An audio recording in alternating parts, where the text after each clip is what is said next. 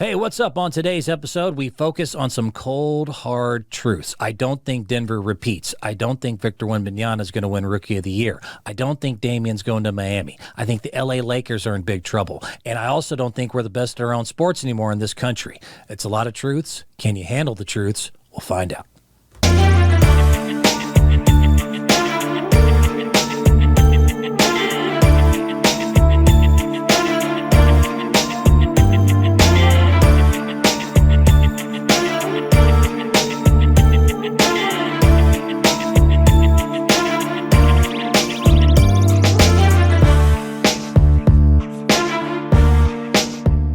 What's up, everyone? Welcome to another edition of the Tricky Guy Sports Podcast. It's your host, Brent Bilski, a.k.a. Double B. We're on episode 40, baby, and we continue to roll. Today, I'm just going to break right into it. I'm going to call this a hard truth edition. Not always something that even I don't know if I 100% think is going to happen, but I do think there are some hard truths that we have to look at as a fan base in certain areas of sports here. So that's basically what we're doing today. I'm going to lay out some things that might be a tough pill to swallow, but it's just something you might need to go ahead and accept. The truth! You can't handle the truth! So I'm to give you an idea, I'm going to be talking about the LA Lakers and LeBron James today. I'll be talking about the Miami Heat Damian Lillard trade. I'll be talking about the Victor Wembanyama possible maybe Rookie of the Year not happening, America not being the best at sports anymore. So again, hard truths. I want the truth! You can't handle the truth! Get it, got it good. So to give you a quick one to start off, Denver Nuggets, I don't think you're repeating.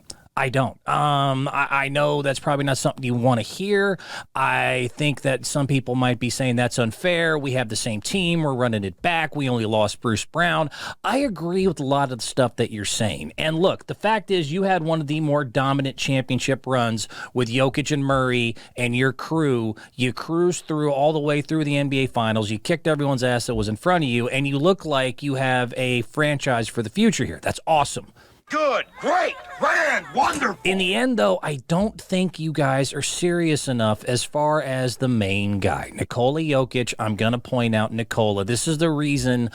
Look, man, it's a whole different ball game. If you're the Denver Nuggets and you think you're going to repeat, my hard truth to you is that it's a tough road to repeat. There is a reason that of the last 5 seasons, there's been 5 different NBA champions. There is a reason when you look at the only ones who have actually gone back-to-back in the NBA throughout history. You're thinking of like the Boston Celtics from way back. You're thinking of the LA Lakers, and there are multiple runs of like Magic and Kareem or Kobe and Shaq. You're thinking of Michael Jordan's Bulls. You're thinking of Golden State, not Steph by himself, Golden State, but Steph with Kevin Durant, Golden State. The Akeem Olajuwon, Houston Rockets, the Bad Boy Pistons, and the LeBron Heatles. Do you know what all those have in common that I just don't know if the Denver Nuggets main guy has in common?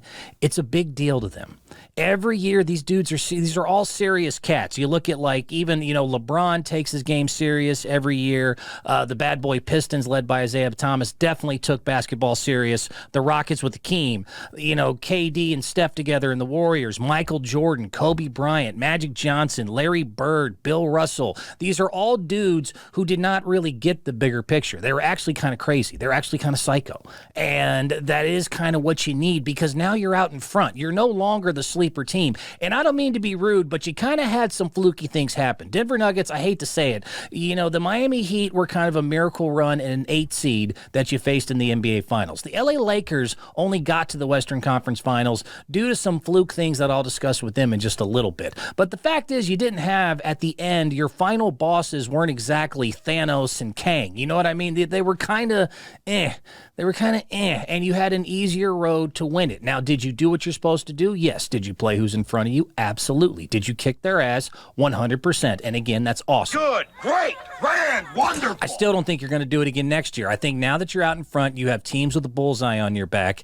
And look, man, as much as I like Nikola, I do like to tease him. And I think he gets the bigger picture of life. Again, with his daughter doing the ring thing, he's out, he's in Serbia. I mean, this guy comes from a place where sports, are just part of life, and he seems to get the bigger picture. I think he's a good dude. He's a great husband, a great father, a great teammate. I don't know if he's psychotic enough and what is necessary in order for you guys to get it done again, a la the Kobes, a la the Jordans, the Magics, the Russells. You know what I mean? These guys just took it to a different level that he just doesn't. I mean, look, even in the NBA Finals, it was cute, it was funny when he was saying stuff like this. You said after the Lakers win, you said you were surprised that you didn't feel more. So I'm curious what you are feeling right now, and if you're looking forward to a parade coming up in Denver. When is parade? When is parade? Thursday. No. I need to go home. This guy. Nobody likes his job, or maybe they do. They're lying. I mean, no one likes their job. I mean, he's talking about the NBA job, but no one likes job. They're lying. I do not care about Laker win. I want to go home. He doesn't care like that. He doesn't take himself serious like that. He doesn't take basketball as serious as maybe other guys do, especially when you want to repeat. I'm not saying that you guys didn't earn your title. I'm saying when it comes to repeating and trying to win the whole thing again, I just don't think that attitude is going to get him there. I don't.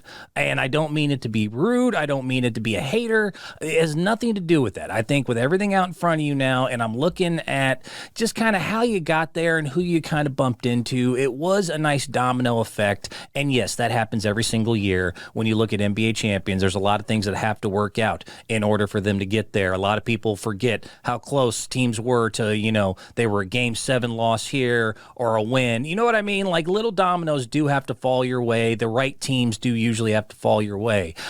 But it's a different road, man. It's a different road trying to do it back to back.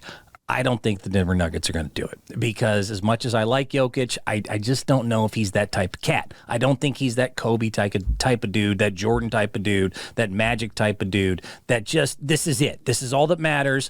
Nothing else is important. I think he has a bigger picture in life, which again is amazing. Good for you. Good, great, grand, wonderful. It doesn't help for repeating is all I want to say. So that's one of the easy ones as far as a hard truth that I wanted to discuss. Another one I wanted to move into, and this will now switch over to the LA Lakers. I also don't see you guys' road being very well laid ahead. I just don't. You do understand that LeBron James, he's going to leave. I mean, and it's gone. I love all the moves you made in free agency. I think there's a lot of good things if you're the LA Lakers to look forward to for this year. But even you guys, I don't think you are going to win the title this next year. And after that, the only key that you should worry about, all your free agency moves are just null and void if you cannot go get Bronny James next year to go keep LeBron James. I just think that that's going to be the big key. I mean, you look at your roster, and look, you did a lot of great stuff in free agency. I am not arguing that the Lakers did not do an amazing job in this offseason. Rob Pelinka, good job. Absolutely phenomenal job, buddy. You did it. It was phenomenal. I mean, you look at this lineup now. This is a very, very strong 10-man lineup here. When you start off with Reeves, Russell, LeBron James, Rui Hachimura, Anthony Davis. That is a hell of a starting five. Then you got nice athletic guys behind it, and young guys and talent, and Vincent with his finals experience this last year. Reddish has been a guy who probably could be unleashed on the right organization. Taurean Prince, always a solid guy. Vanderbilt, a hustle Rodman type, and another young guy in Hayes, another big to back up Anthony Davis. I love all your moves, but ask me this, or riddle me this. Does any of this really work without LeBron James? I want you to look at that roster and think about what happens in the next year. And also, if you're going to win, like, do you really think this is going to win next year? That'd be my first question. Do you think that this is going to win? It's not bad. I mean, you have a much better shot than a lot of other teams that consider themselves contenders. But does this put you over Denver? Does this put you over Phoenix, a returning Milwaukee? If Miami does get Damian Lillard, does this put you over those guys? I don't know.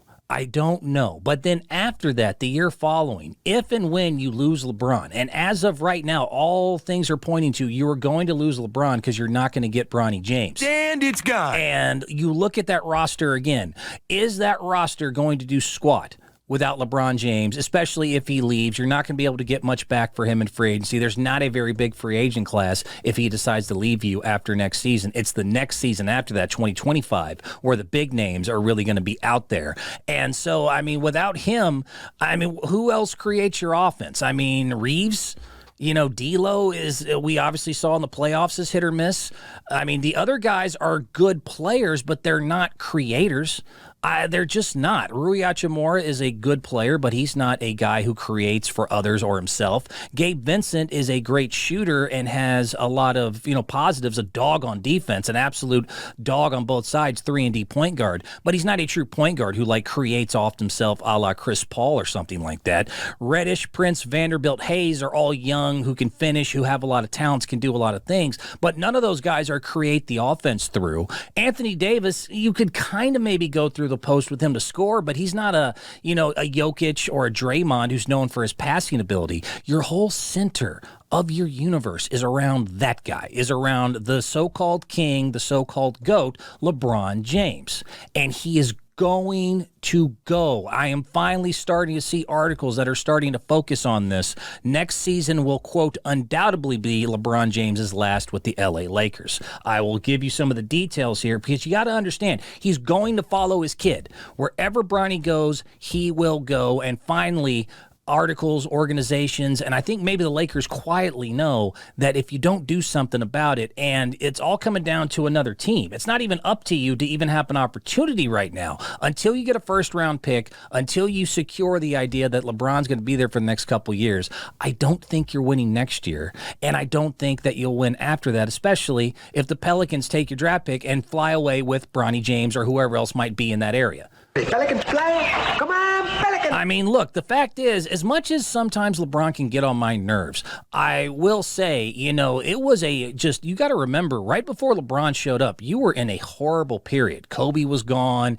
You had embarrassingly bad teams. I mean, the fact is, did you know that it was the worst time in franchise history for the LA Lakers?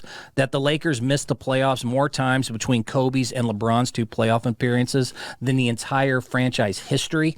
Damn, Daniel. Did you know that? I mean, the fact is you guys sucked. And the only reason that LeBron really showed up for you guys was because it's Los Angeles and Hollywood and movies and setting up his brand. It had a lot of things that didn't really have to do with basketball.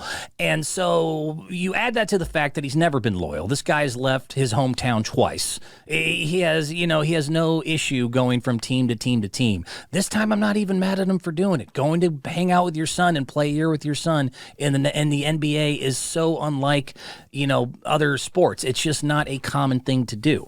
And as they're saying, the only opportunities that you guys might have, because you have to go get Bronny, who has now been mocked recently around 17, 18. We'll see after his year at USC. But I'll show this tweet one last time just to make the point. After that mock came out, King James, his own tweet, well, ATL shouty, the James gang will be pulling up. He is flat saying, I am going to go where my kid goes. If Atlanta's been mocked to go take Bronny, I'm going to Georgia, goddammit. That's what I'm going to do. So you look at your overall situation.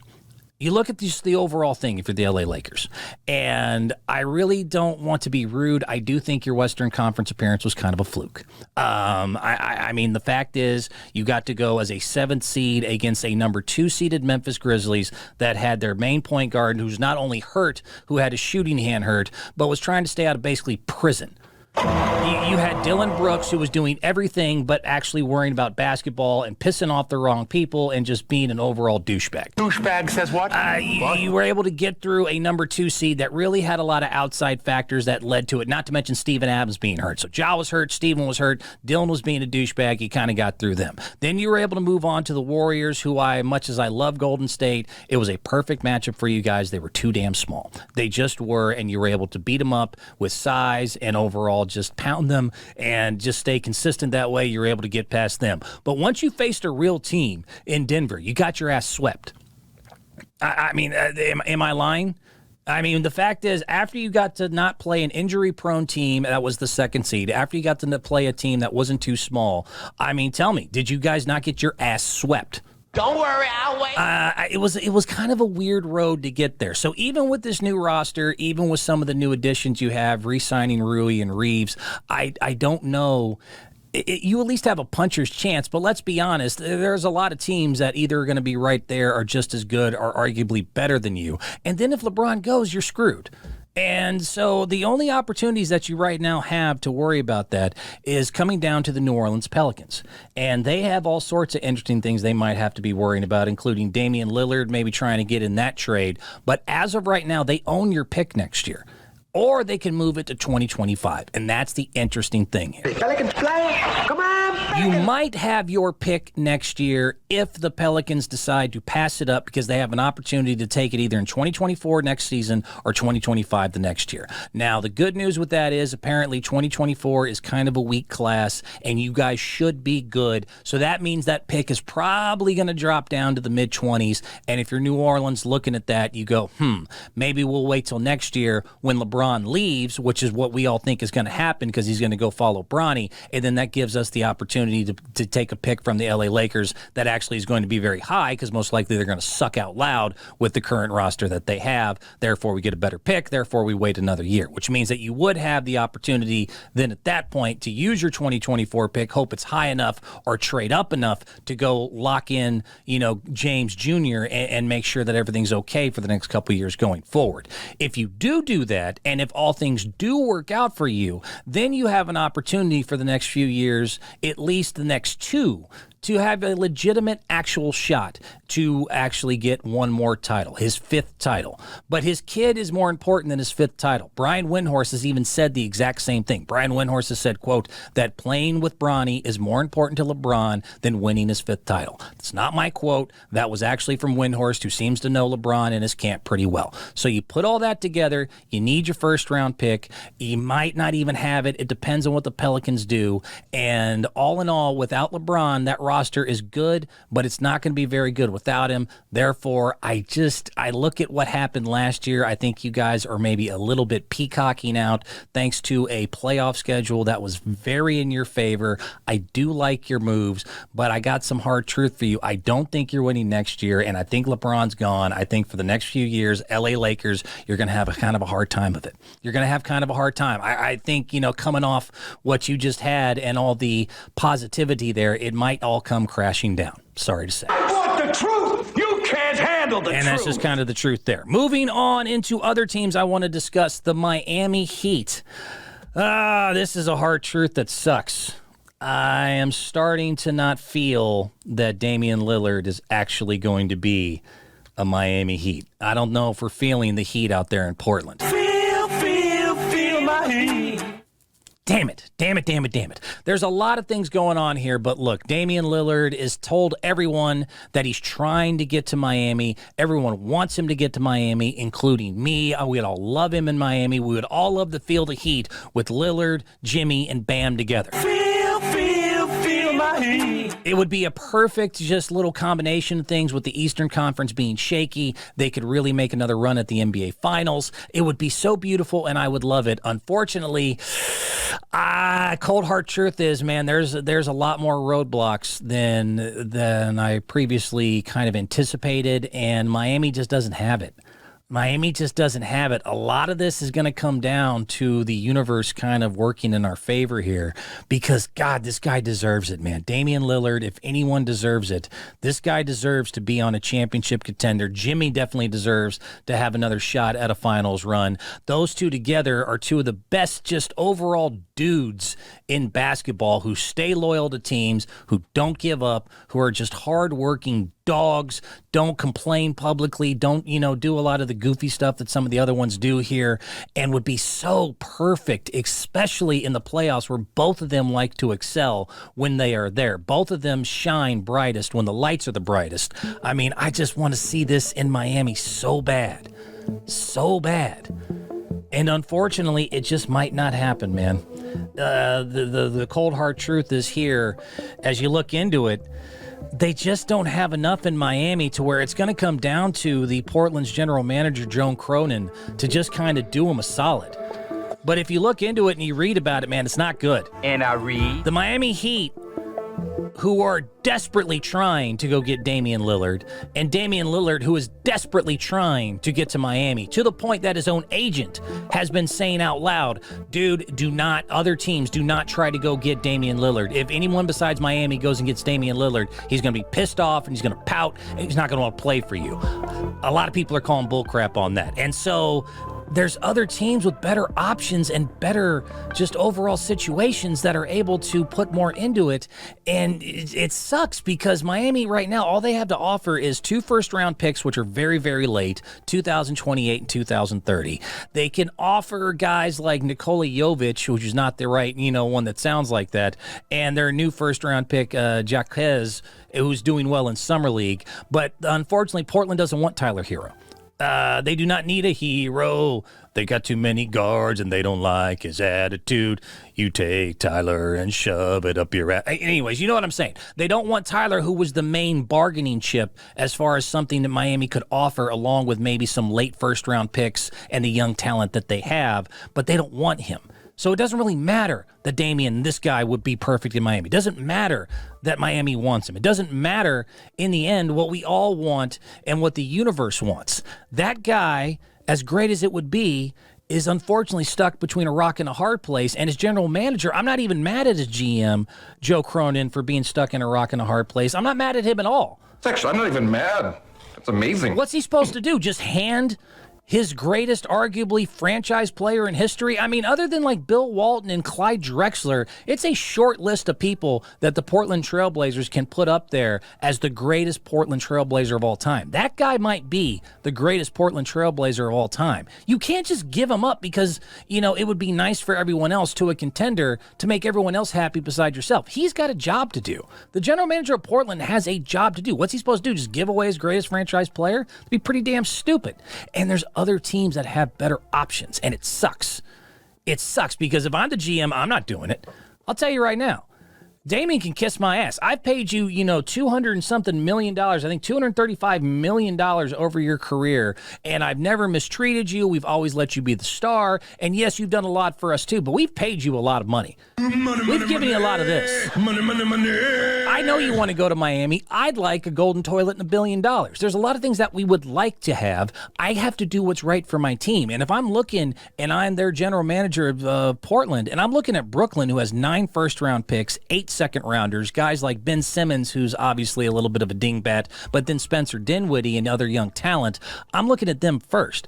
If I'm looking, again, at the Pelicans are in a beautiful situation for trading. Pelicans play. Come on, Pelicans. They have 8 first-rounders, a couple seconds, and guys like Zion, who, if I can get his fat ass in shape, is one of the best players and an all-star in this league. I mean, just keep him away from the donuts and the beignets, and he's actually quite, Cry me a river, you fat baby. You disgust he's actually, he could be very helpful. Guys like Daniels that are young too. So I'm looking at the Pelicans. If I'm looking at the, I don't really care if I'm a general manager too much about, I know he likes the San Antonio Spurs organization. The San Antonio Spurs have so many first-round picks and are early first-round picks to trade. 2024, 2025 extra picks. They have 17 second-round picks that they can trade. There's just better assets other places. So as much as we all love it and as much as we all want to see it, there's a lot of issues here trying to get Damian to Miami. The cold hard truth is it's starting to look less and less likely, other than this idea that there's these people saying things like, well, if the Portland Trailblazers don't acquiesce to Damian's request and his agent's request, that other franchises are going to, and other free agents in the NBA, they're going to look at Portland and they're not going to be so willing to go there because, they don't treat their franchise players right. It's Portland. I have bad news for that whole argument. Nobody really wants to go to Portland. It's not a New York or an L.A. to where a guy was like, oh, well, I just wanted to go there anyways. And unfortunately, though, they treated their best player not very well. And so that's taken me and dissuaded me from going there. Portland doesn't really do free. They build through the draft. They build through trades. They don't do it by signing big names. It's just not how Portland gets down. So I don't really know how that argument works. The other argument is going to be that Damian's going to have a fit. And I don't think he's going to have a fit. I think Damian might have a fit at the beginning. But unfortunately, sometimes, no good deed goes unpunished. Damian Lillard has been nothing but a class act and a stellar representation of a franchise and a franchise player here. And I hate to say it, that might actually hurt him here. It might actually hurt Damian Lillard because the fact is, if I'm another organization, I could hear the barking, I could hear the bluff by the agent.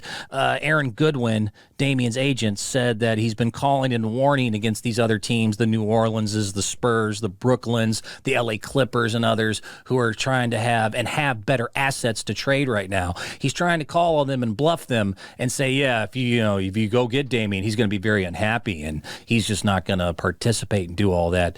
There's a couple reasons that's bullcrap. Again, he's got like $80 million coming to him in the next 2 years. I think like $60 million in his final year of his contract. Money, money, money. Money, money, money. I sincerely doubt he's sitting out. And the other problem is that he has never shown anything but being a consummate professional. So, he might, have some bitching at first.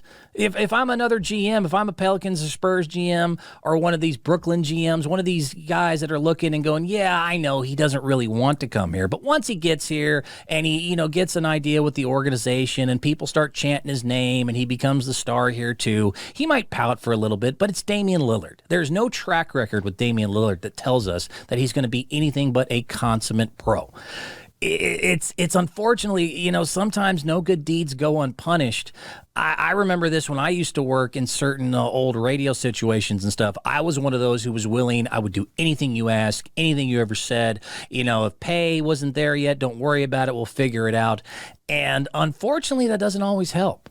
There was a lot of times where, the people that were treated better than me would be a little bit more demanding and a little bit more diva-ish as far as saying like, hey, you want to send me here on a Saturday? I got to have my money up front. It's got to be paid. It's got to be right. I'm not willing to do everything that you want to do. And sadly, management, and I think a lot of you might go through this in your own job experiences, respond to that. They kind of go, well, I can't push this one as much. This one, requires certain boundaries and rules and things. This idea that it's always good to be this great, always available guy should be the right thing. That should be a good thing. That should be a great thing, that every time you are asked to show up and earn your paycheck that you do it. Good, great, grand, wonderful. It doesn't always work out that way, man. And I think, unfortunately for Damian, this might actually be something that bites him in the ass, that he's a good guy, and most likely most teams are going, dude, you're not bull crap. You're not going to not play. We're not buying it.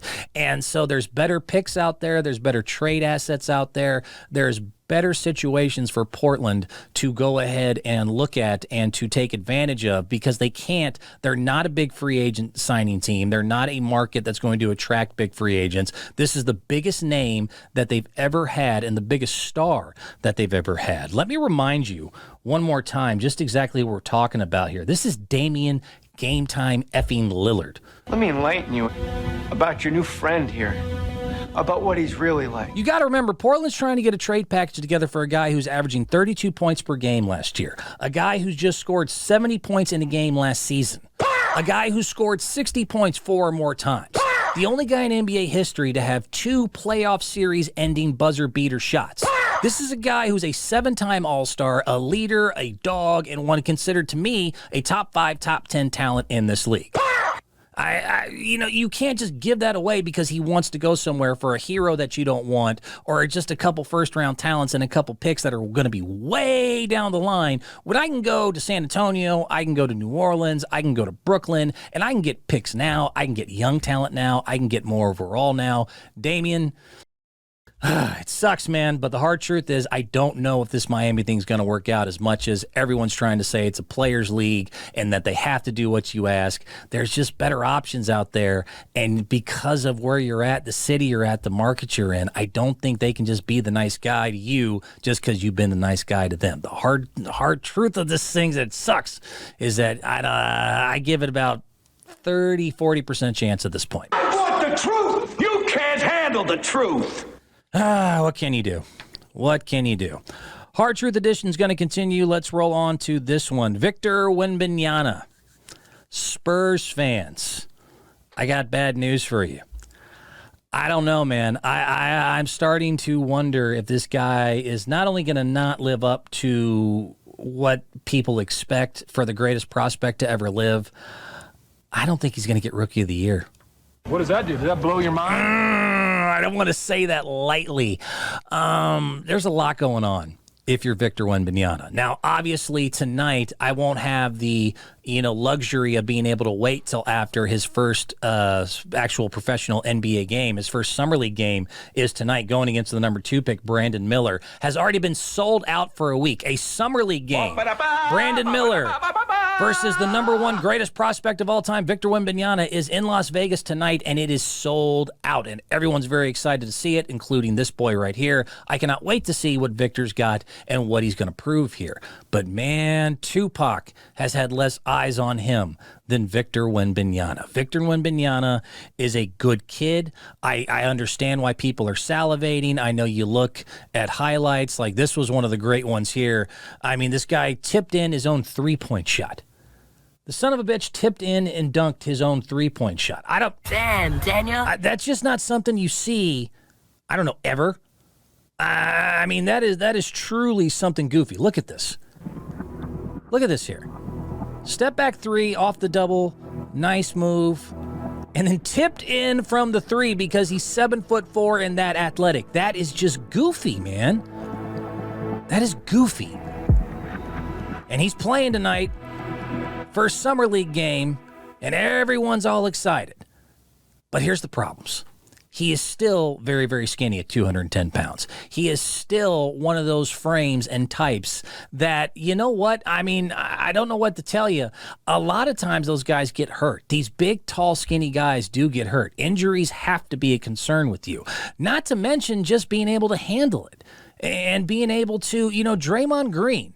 I think Draymond Green is an idiot a lot of times. I think Draymond Green is a giant douchebag, and I'm a Warriors fan, and I'm saying that. Draymond Green did have some excellent points, though, when it comes to Victor Wembanyama and kind of what to expect besides the bullseye, besides some of the pressure and things I want to get into here, which is why, once again, I don't know if this rookie season is going to pan out to what people think it's going to be. But Draymond makes a solid point, too, just about his size, shape, and weight that I think is fair.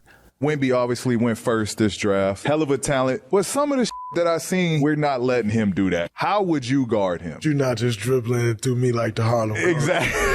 I'm sorry. You got to press up into him. If you let him get comfortable, you lose because you're not blocking his shot. He may not even see your contest. I'm crowding him from the time he start running up and down the court. You also get to a certain height where it becomes a disservice in this league. Once you get to this level, you're going to run up against guys who's way stronger, that moves as fast or faster, and they play way lower to the ground. And as you know, low man wins. But I'm going to tell you what I think separates him as a rim protector is as elite as we have in the NBA. Teams are always looking for rim protectors. And that's fair enough, but bringing up the parts about, being lower to the ground in that frame, what did he say wrong there? Don't worry, I'll wait. And that sometimes that type of height, that 7'3", 7'4", 7'5", depending on which one you want to believe there, either way, he is tall in a way that is hard to describe. That's a huge bit. That dude is tall in a way that's hard to describe. Do you remember a guy named Bol Bol who was just recently waived, the son of Manute Bol? Does anyone else remember? Like, I watch a lot of basketball, so I kind of keep an eye on all this stuff. There was Manute Bol's kid named Bol Bol, which, cute. You're Bol, I'm Bol, you're Bol Bol. All right, you got me. That's an awesome nickname. I don't think that's his nickname. I think it's his real name. But, this is a guy who just got cut because he was not able to pan out. Very tall, very skinny, had a lot of skill sets. Look at this and say this doesn't remind you of a certain someone. Not that they're the same talent level, and obviously NBA scouts are going to be able to say there's a difference between the two. But this guy was not even able to become a significant piece on a team here. And tell me some of this stuff doesn't kind of remind you of a certain Frenchman. Finds you in there. Rebounded by Bowles. Got the handle, gets around a guard. Spin move, and the step through, and drops the hammer. That's going to bring the roof down at the Amway Center. Look at that. Nice spin. Right through. The announcers are going nuts. Everyone's going nuts. Everyone's losing their mind. Coming right at. Think of the possibilities with that height and that ability to drive and handle. Well, then everyone loses their mind. That guy just got cut. That guy just got cut or waived or whatever you want to call it because he's just not being able to produce. As Draymond has pointed out, a lot of times that type of size can be a disservice to you. It doesn't hurt you, when you're probably in a bedroom. The most well endowed. Or, just trying to get attention at a club or something. But when you're that big, you're 7'4", it is kind of in that skinny frame. It's a weird frame to try to go against these, lower center of gravity, stronger overall, just more grown-ass man types. I'm a grown-ass man, dog. And besides all that, besides, his size concerns, besides the fact that, NBA players are going to have a bullseye. You heard from the beginning of that quote, Draymond and Paul George laughing like, a lot of that stuff ain't going to work on us. They can say what they want publicly. There's a lot of people who are paying a lot of attention to Victor Wembanyama. That bullseye is huge, and the pressure is getting even bigger. This is a guy who, unfortunately, is a nice kid who's had just maybe too much, just the NBA, the ESPN, the media machine just pumping all this stuff about Victor this, Victor that. All these teams are tanking for Victor. I mean, this was as of a year ago. People were going nuts. If someone gets Victor, if Victor does this, if Victor does that, Victor. Everyone was going bananas for Victor. And he's here, and he looks good, and he looks ready, and there's nothing really I have against him except for the fact that the bright lights, the bright lights, it's not the same, man. He is going to go through a year that's very unusual for almost any human being ever. The fact is, and this is kind of a side story, but it kind of makes my point, Victor Wembanyama is already bigger than Britney Spears in Las Vegas. I know most of you probably have already heard this story, but I got to go ahead and give it to you. So Victor Wembanyama, unfortunately, had a run-in with Miss Britney Spears getting ready for said game tonight as he was preparing to go in his first Summer League game in Las Vegas. Old Victor apparently had his security guards take the Britney Spears and smack her across her face for trying to touch the Victor. You do not touch the Victor Wembanyama. Miss Spears, you are old, you're a ratchet. We do not care. We did not see your Netflix special. This is the biggest star in Vegas. He's 7'4". He's 19. You are old. You are washed up. Take your hands off the Victor. According to Britney Spears, she just tried to tap Victor on the shoulder, so Victor was walking through, and like I said, he's got so much attention on him right now. His own security guards were like, bro, we got to try to get you into this restaurant at the Aria Casino. We don't know what to do. You're the biggest thing in the world right now. You got to keep your eyes forward. Don't stop to sign autographs. You don't do squat. You just walk your big French ass into that restaurant. You don't stop for nobody or no one. And so Britney Spears was walking by, who was the queen of Vegas and should have been the, biggest name in that room, goes, oh my God, look at that. Look at that. Is that Victor Wembanyama? Is that 7'4", 19-year-old Victor Wembanyama? I want to say hi to Victor. So she goes trying to tap him on the shoulder. Security goes nuts. They start pushing her. She says they knocked her glasses off and smacked her around a little bit. Victor is claiming, I had no idea that was the Britney Spears, but she tried to grab me. She did not tap my shoulder. She grabbed me. He claims that she grabbed his shoulder and, caused the reason for security to have to do the smacky smack. We don't know. All I know is this is the level that this Frenchman is getting to at just 19 years old.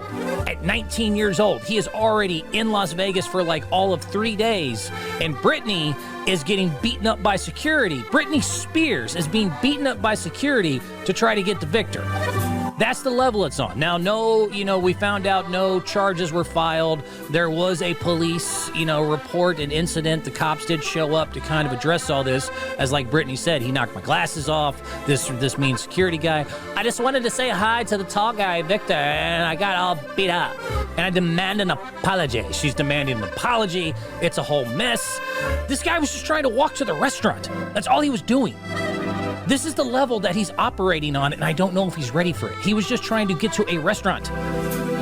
And Britney Spears, one of the biggest names in the world. You ever seen Britney's Netflix specials, how the paparazzi would swarm around her like locusts? This is not, Pauly Shore or something. This is a huge still name. Even she is being pushed away because Victor Wembanyama is the biggest thing in the world right now. That is a level of bright lights that very few athletes, people, anyone has ever had to go through. He's going through this at 19 years old. He's going through this in, the USA, which is not his homeland. beforehand. He's doing this at a level of social media attention and media attention that most of us have never even been through or experienced, including the star athletes of just 10, 20 years ago. This is all eyes on him.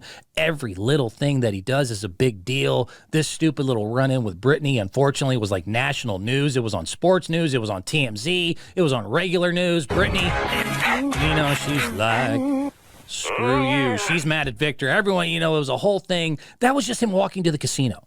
That was just him walking for a summer league game. Can you imagine what's going to happen to this kid once the lights get really bright and NBA season? And what happens when he goes to his first game against LeBron? What happens when he goes against first game against Steph Curry? What happens when he goes against first game against Giannis Antetokounmpo?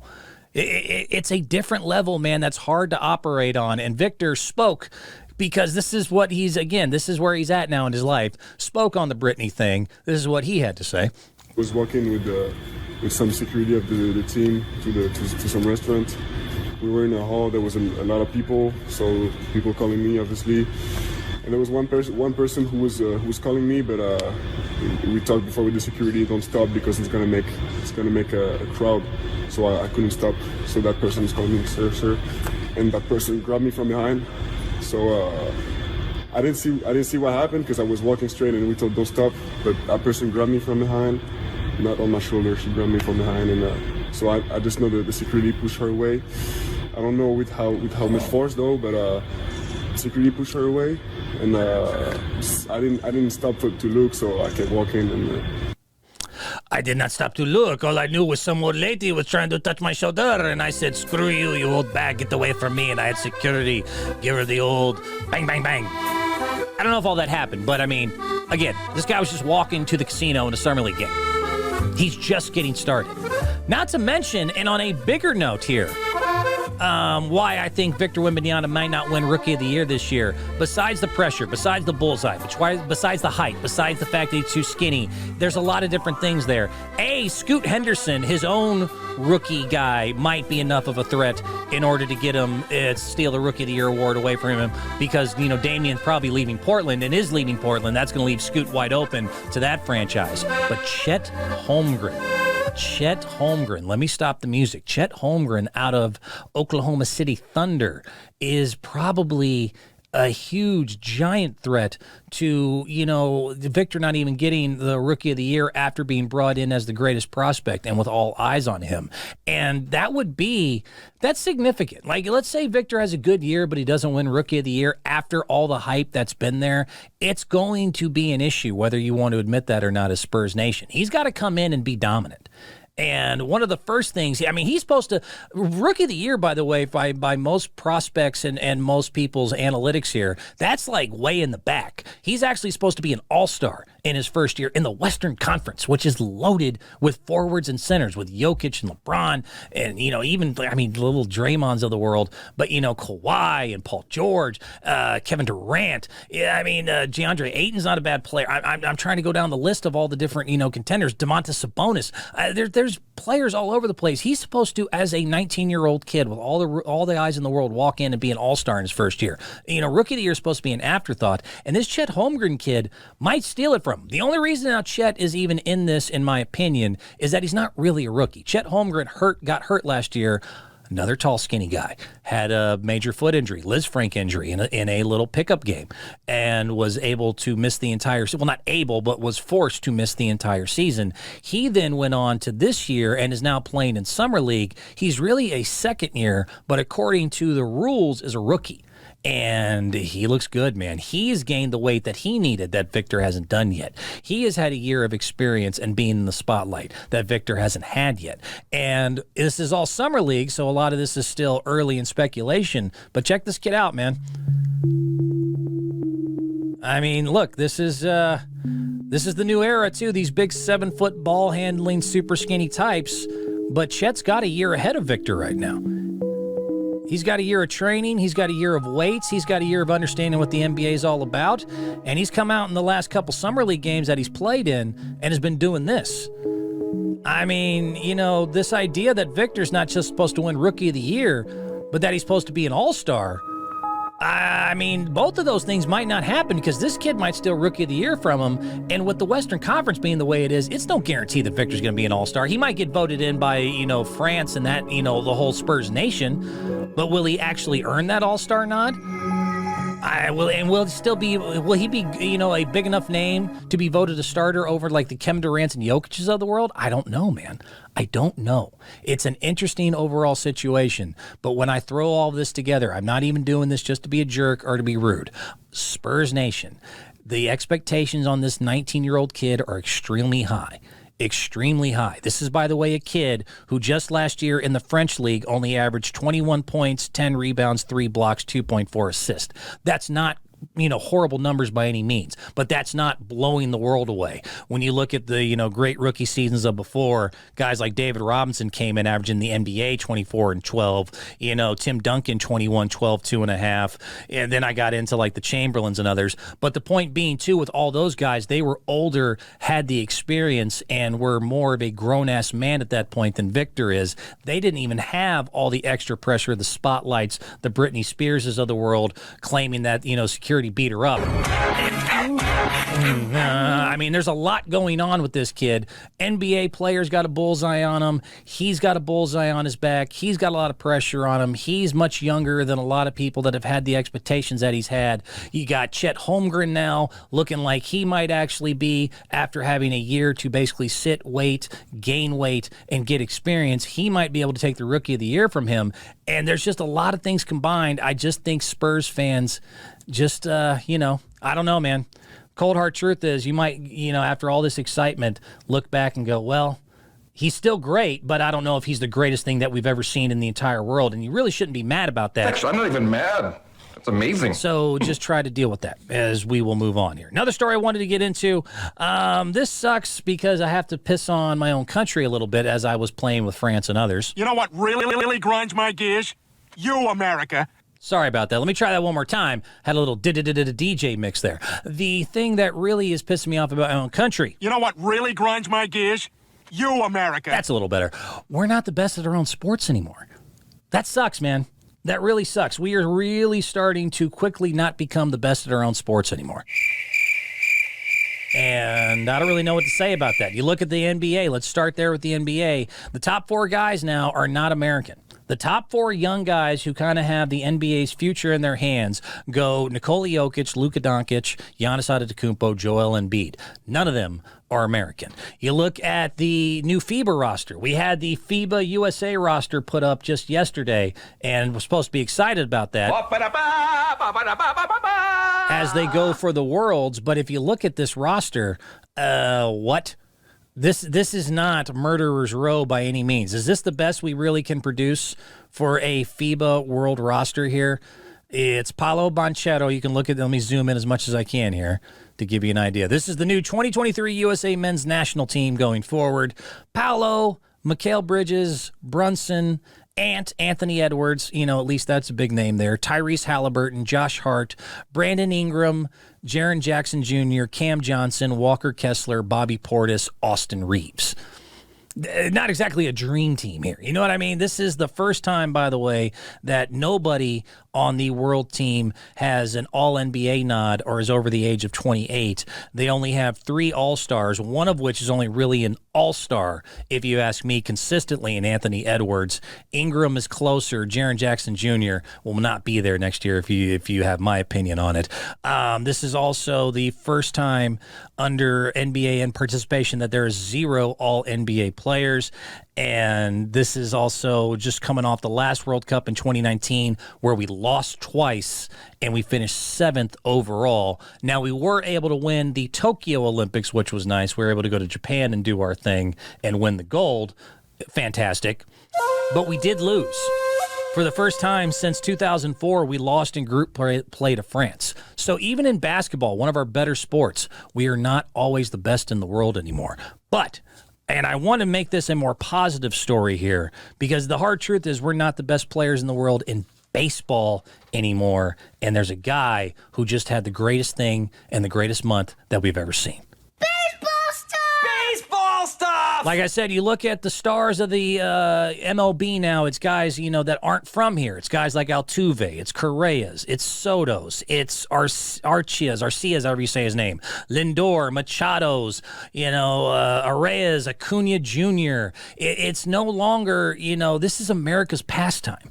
This is supposed to be America's pastime, and the fact is the game has just passed us by.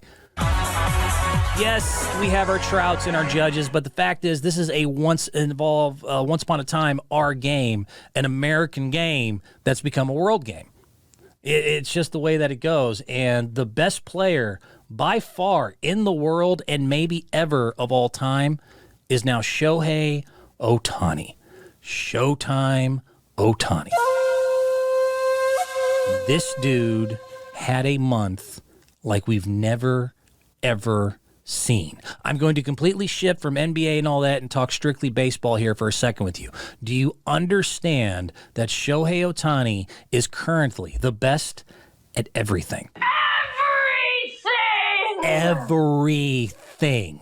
He is the best player in baseball right now, and there's not a close second. He just arguably had the best month of baseball ever in the history of baseball all the way back to the 1900s, the best month we've ever seen in everything.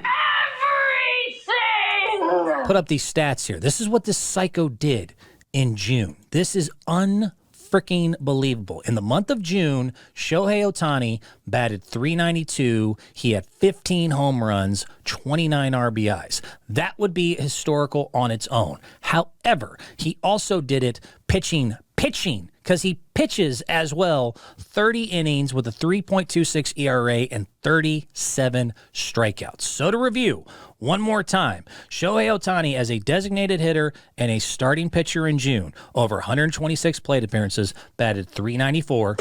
He led the major leagues for the month in home runs with 15, RBIs at 29, extra base hits at 25, total bases 99. He also, as a pitcher, threw 30 1/3 innings with a 3.26 ERA and 37 strikeouts.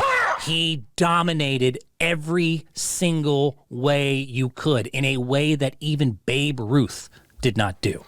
We are going all the way back. And I mean, this guy, I'll just show you, in case you never actually watched Shohei Showtime do his thing, this guy is insane.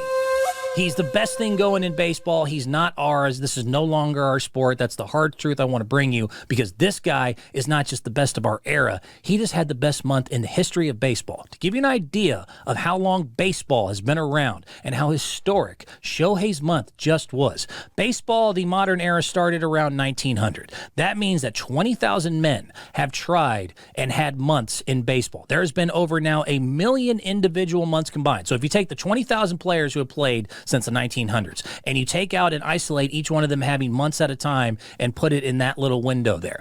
Put it all together. In the over 1 million months that have been played in Major League Baseball, no one had a better one ever, including Babe Ruth, than Shohei Ohtani. I mean, that's a mic drop. I don't know what to tell you here. I mean, this guy is just better than anything or anyone that you've ever seen. He is that damn good. And so let me give you the highlights here. I mean, this dude is just a dog. He's an animal. Crushing him now like 450. That's Oppo 400 feet. But let me just again remind you here, because I went through some of the stats there to show you. But just so you know, only 47 times in baseball history has a player even hit 15 home runs in a month. There's only happened 47 times in Major League history that a player's hit 15 in a month. He's one of only 3 players that, while hitting 15-plus home runs in a month, had a OPS, the only ones that had the same OPS as him, combined with the 15 home runs, as just a hitter, were Babe Ruth in 1928, Hank Greenberg in 1940, and Barry Bonds in 2001. So this month, he hit on a level that we haven't seen other than guys named Babe Ruth, Hank Greenberg, and Barry Bonds. That's that side of the ball. As a pitcher, he also struck out 37 in 30 1/3 innings with a 3.26 ERA. Look at this dude. This guy is also one of the best pitchers in the league. Look at the nastiness of the stuff he delivers. This guy is an absolute young, just turned like 28, 29 years old. He's still a young guy. He's in his prime. This guy's an absolute animal on both sides of the ball. And look at him just crushing these things, man. Look at that. This dude is the best player that we've ever seen play. To give you an idea, one more time, you put him against Babe Ruth's best month ever. Babe Ruth's best month ever was in 1919. This is right before he got traded away from the Boston Red Sox to the New York Yankees for the whole Curse of the Bambino. People who know baseball know that history. In that month, Babe Ruth did pitch as well as hit. But Shohei kicked his ass in almost every statistical stat that matters. Babe Ruth 1919 versus Shohei Ohtani 2023. In batting, Shohei batted .392, the Ruth's .385. In home runs, he out-home run Babe Ruth's best month 15-4. He out-RBI'd him 29-16. And as a pitcher, it wasn't even close.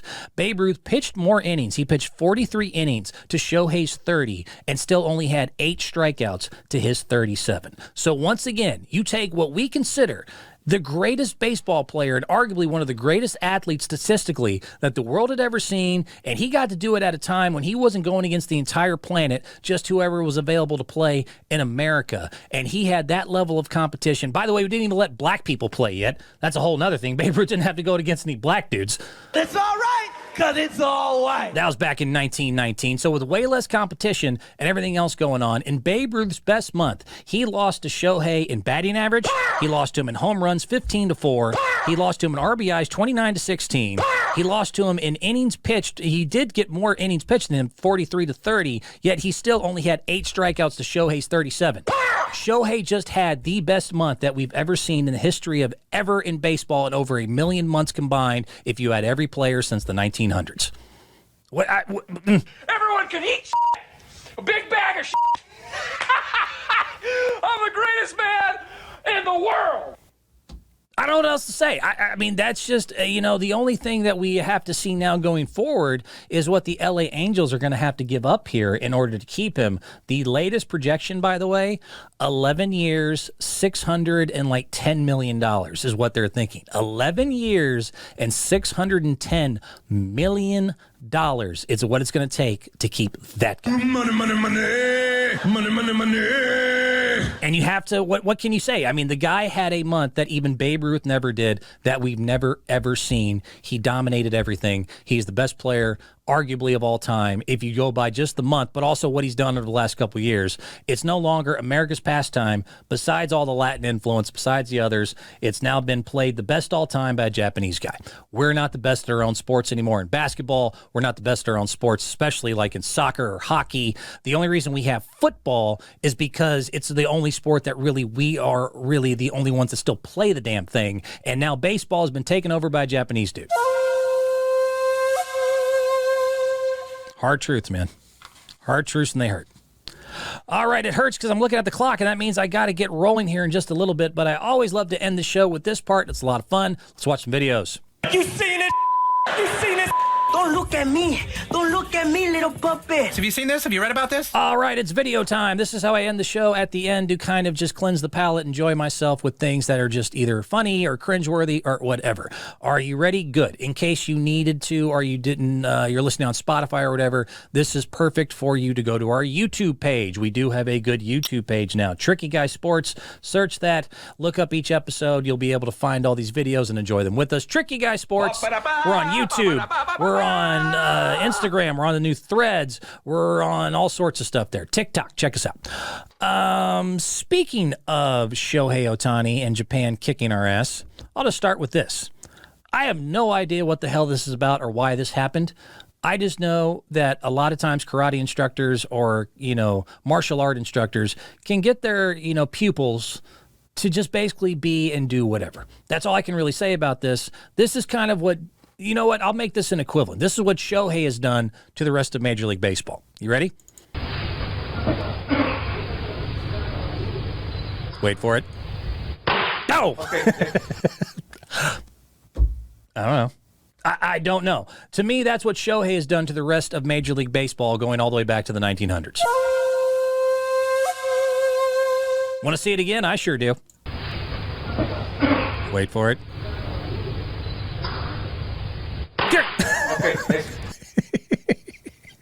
Why? I mean, why? I love it, but why? Take that. One more time. Okay. You're a bitch. Okay, next. You want a brown belt? There's your brown belt. Want a purple belt? There's your purple belt. Black and blue, Blitch. Blitch? Whatever. You know what? Maybe I got whacked on the head by that crazy bastard. Shohei versus the rest of the MLB right there. Speaking of ass kicking, I can stay in that category. Some father-son zipline thing here, and I think this father was a little too jacked up on Mountain Dew. That's all I'm going to say here. Think about this. Here you go. Have fun with zipline, son. And you're dead. There you go. How about that? Oh, no, I killed my son. I did not mean... I mean, look, first of all, okay, let's rewind it. Look at this jacked up mutant here. I am not going to say that this isn't natural. I'm just going to say he clearly does some pre-workout, if nothing else. And maybe he should have, not hulked out when it came to this poor little kid's zipline ride. I don't really know if that's his father. I don't know really what's going on, other than this jacked up mutant needs to calm down on the Mountain Dew. Yay, we're having a good time. I won the zipline. I went fast. Oh, I'm dead.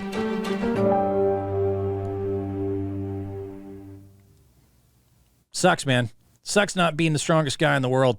These guys with their big muscles, and they do all the bump, and I could throw this little bastard all the way across. I could throw him 87 yards till he flips in the air like little girly man. And if you come to the beach, I'll do the same thing to you. I'll body slam you in the water because you're little girly man. Don't know what I'm talking about? Check this out. I don't know why this happened either. Two dudes just horse playing in the water, and one guy really should rethink whether he wants to challenge this guy ever again. Talk about establishing your dominance. Jesus Christ. Oh, yeah, let's wrestle. It'd be fun. Oh, the girls are looking. Girls are looking. There you go. Girls, there's one. There's two. Oh my God. There's three. That was excessive. Oh, do you hear all the girls laughing? Oh. That's the worst part of this. I mean, he kind of asked for it. He should have known better. I mean, there's a reason we have weight classes in UFC and boxing. But damn, man. Talk to him later. Oh, my God. Look at them wrestle. They're being so funny. That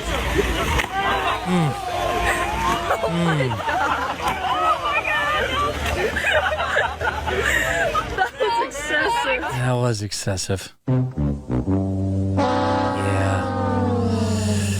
Yeah, that guy might struggle to get laid now with a $100 bill hanging out of his zipper. Oh, boy.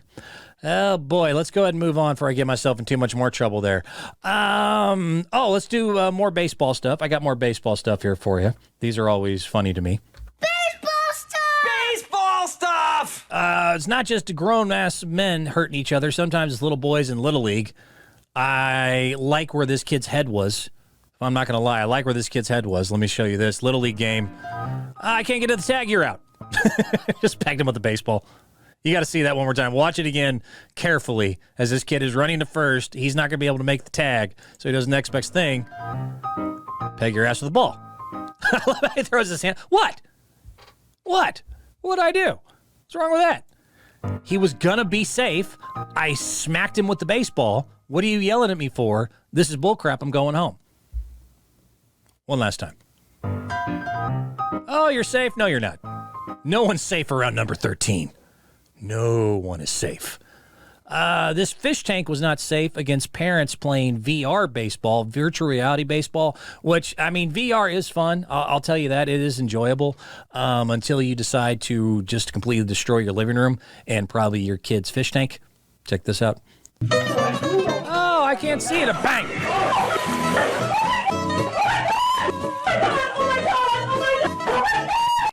It's weird, man. When you're in a VR helmet, I will, give her a little bit of grace here. As far as you don't see anything, you don't hear anything. The sensory deprivation of the outside world with these new VR headsets it's remarkable. It really is very cool. And you lose all sense of where you're at, direction, everything else. I really don't know how much I can blame her here. Now, that VR is supposed to have a level of invisible line of where you're not supposed to cross, and maybe she didn't see it, but the bat also extends too far. Just in general, yeah. Just sucks to be her today. Sucks to be these fish. Ah. Yeah, oh my God. That's reality. That ain't virtual at all, lady. This is the real thing. Home run! Coming up the bat, we have some house lady, and yeah. There go the fishies. No one sleep with the fishies tonight.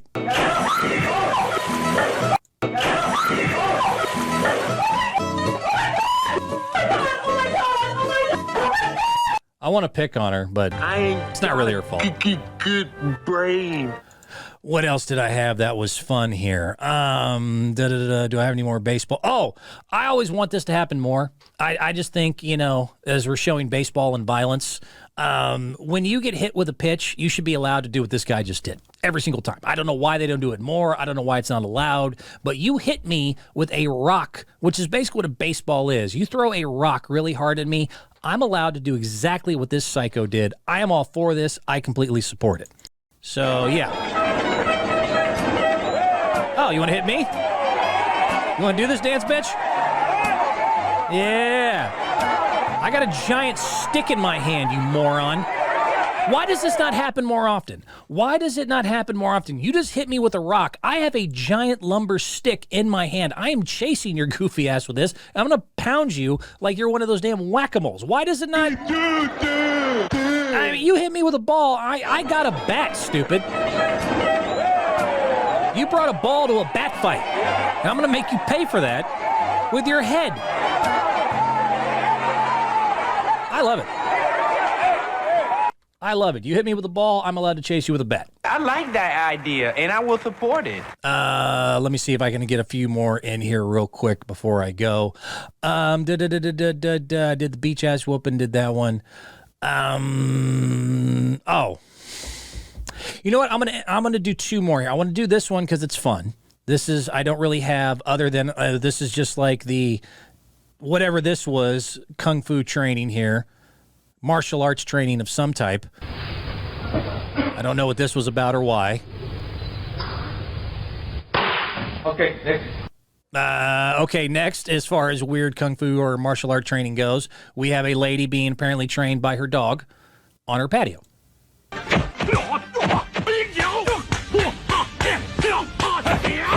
at that little bugger.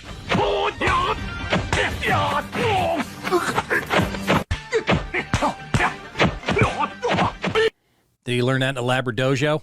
That was a terrible joke. But yeah, one more time. Look at the little bubbish.